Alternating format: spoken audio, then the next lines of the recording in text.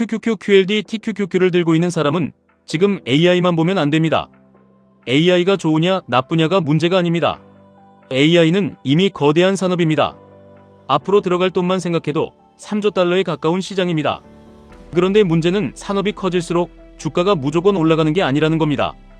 산업이 커질수록 돈이 더 필요하고 돈이 더 필요할수록 금리가 중요해지고 금리가 흔들리면 QQQ, QLD, TQQQ 계좌도 같이 흔들립니다.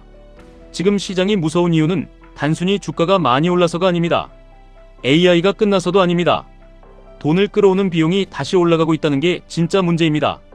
우리는 QQQ를 봅니다. QLD를 봅니다. TQQQ를 봅니다. 그런데 진짜 봐야 할 것은 그 뒤에 있는 조달 비용입니다. AI 기업들이 데이터 센터 짓고 반도체 사고 전력망 깔고 서버 늘리고 인재 데려오려면 돈이 필요합니다. 이 돈이 싸게 들어오면 성장주는 날아갑니다. 이 돈이 비싸지면 성장주는 숨이 막힙니다. 그리고 QLD, TQQQ는 그 숨막힘을 2배, 3배로 느끼는 상품입니다. 여기서 착각하면 안 됩니다. 좋은 산업과 좋은 진입 가격은 완전히 다른 이야기입니다. AI가 좋다는 말과 지금 TQQQ를 아무데서나 사도 된다는 말은 다릅니다. 미래가 크다는 말과 내 계좌가 오늘 버틴다는 말도 다릅니다. 지금 시장은 AI 기대감으로 올라왔습니다. 나스닥 대형주들은 강했습니다. M7은 여전히 시장의 중심입니다.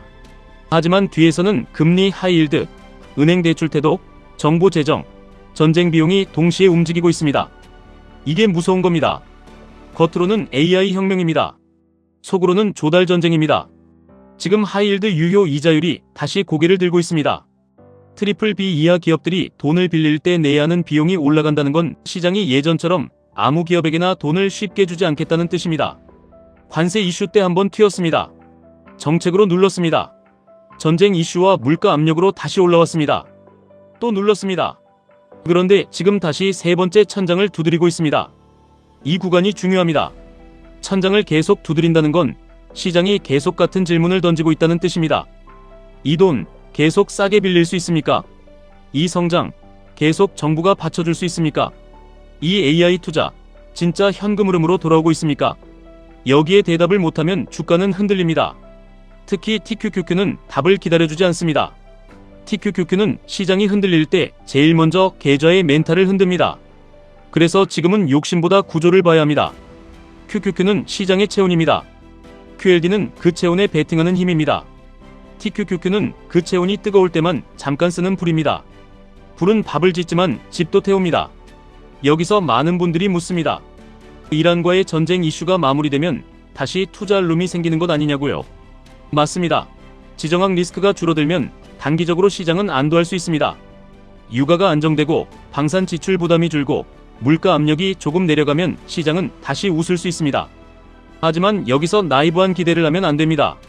전쟁이 끝나면 모든 문제가 끝난다는 생각은 위험합니다. 왜냐하면 이미 쓴 돈은 사라지지 않기 때문입니다. 이미 늘어난 국채 발행 압력은 남아있습니다. 이미 올라간 금리 부담은 남아있습니다. 이미 빡빡해진 대출 태도는 남아있습니다. 이미 정부가 쓴 재정 여력은 바로 회복되지 않습니다. 트럼프식 정책의 특징은 초반에 강하게 밀어붙이는 겁니다. 한 번에 몰아칩니다. 시장에는 유동성을 던지고 산업에는 드라이브를 걸고 군사에는 돈을 씁니다. 처음에는 강력해 보입니다. 주가도 반응합니다. 기업들도 환호합니다. 투자자들도 다시 확신을 갖습니다. 그런데 문제는 다음입니다. 너무 빨리 체력을 쓰면 후반에 빈틈이 생깁니다. 중국은 뒤에서 계속 따라옵니다. 느려 보여도 멈추지 않습니다. 미국은 한 번에 몰아치고 중국은 오래 끌고 갑니다. 이 싸움은 토끼와 거북이처럼 보일 수 있습니다. 토끼가 빨리 뛰는 건 맞습니다. 하지만 토끼가 중간에 다른 데 돈을 쓰고 전쟁에 돈을 쓰고 이자에 돈을 쓰고 국방에 돈을 쓰기 시작하면 AI에 쓸 수 있는 집중력은 흔들릴 수 있습니다. 이게 바로 재정 구축 효과입니다. 돈은 풀었는데 그 돈이 AI로만 가지 않는 겁니다. 국채를 더 발행해야 하고 채권 시장은 더 높은 금리를 요구하고 금리가 올라가면 기업 조달 비용이 올라가고 결국 AI 투자도 선별되기 시작합니다. 이때 주식시장은 무엇을 합니까? 우열을 가립니다. 아무 기업이나 올라가는 장이 끝나고 진짜 돈을 벌 기업, 진짜 현금 흐름이 있는 기업, 진짜 인프라를 장악한 기업만 살아남습니다. 그 과정에서 QQQ 안에서도 차이가 벌어집니다. QLD를 들고 있는 사람은 이 차이를 견뎌야 합니다. TQQQ를 들고 있는 사람은 이 차이를 훨씬 더 세게 맞습니다. 그래서 지금 필요한 건 공포가 아닙니다. 정리입니다. AI가 무너진다고 겁먹을 필요는 없습니다. 하지만 AI라는 말만 믿고 아무 가격에서나 달려드는 것도 위험합니다. 지금은 성장의 시간이 아니라 선별의 시간으로 넘어가고 있습니다. 이 말은 투자를 멈추라는 뜻이 아닙니다. 더 똑똑하게 들어가라는 뜻입니다.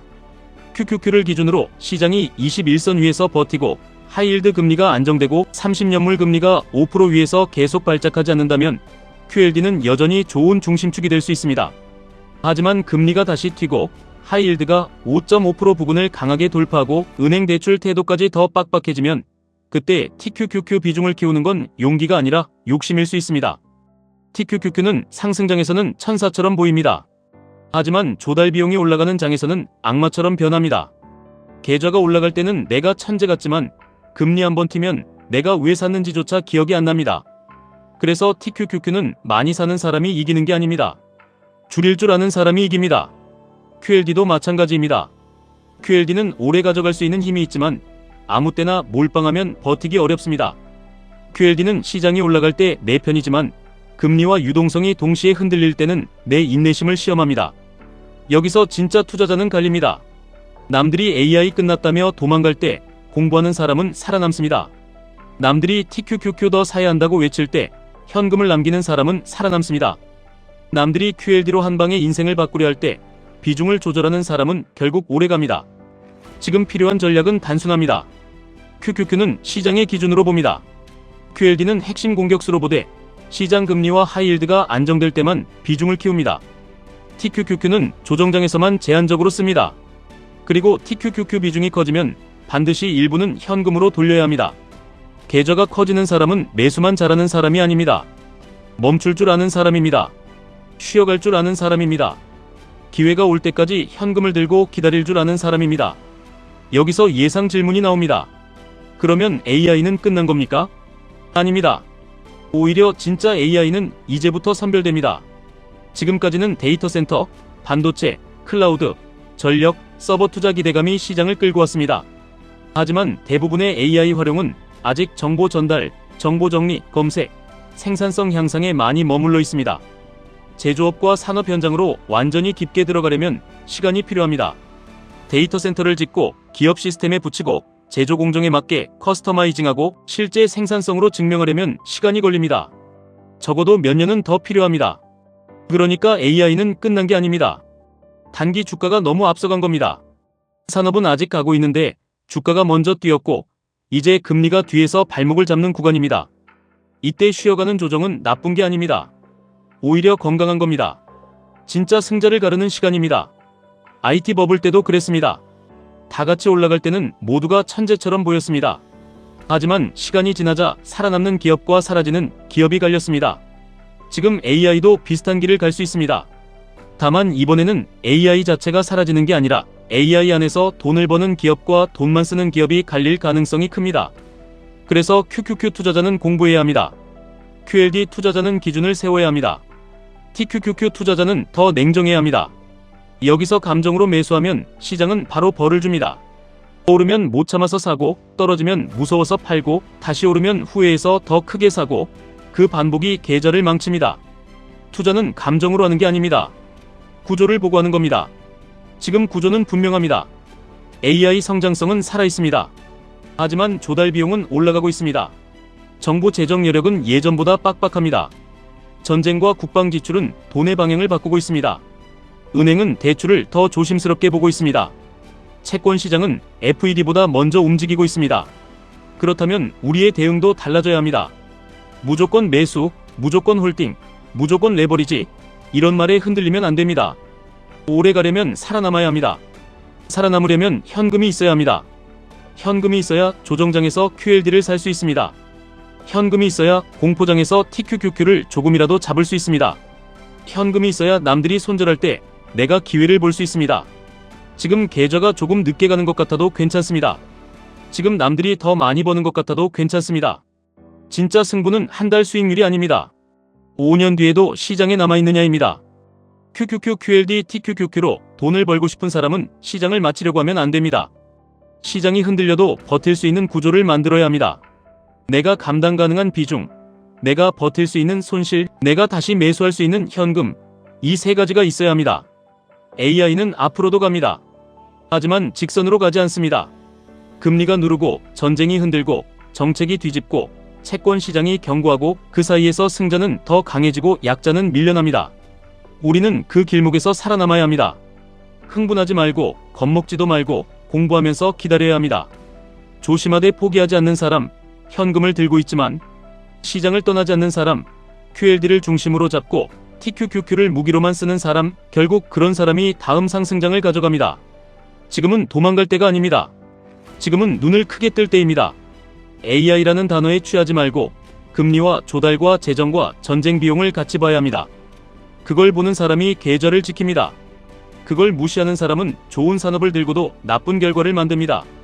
QQQ, QLD, TQQQ는 문제가 아닙니다. 문제는 우리가 언제, 얼마나, 어떤 기준으로 들고 가느냐입니다. 오늘도 계좌보다 먼저 기준을 세우십시오. 기준이 있는 사람은 흔들려도 다시 일어납니다. 기준이 없는 사람은 상승장에서도 불안하고 하락장에서는 무너집니다. AI의 미래는 큽니다. 하지만 내 계좌의 미래는 비중 관리에서 갈립니다. 지금까지 1분 투자 하이젠버그였습니다.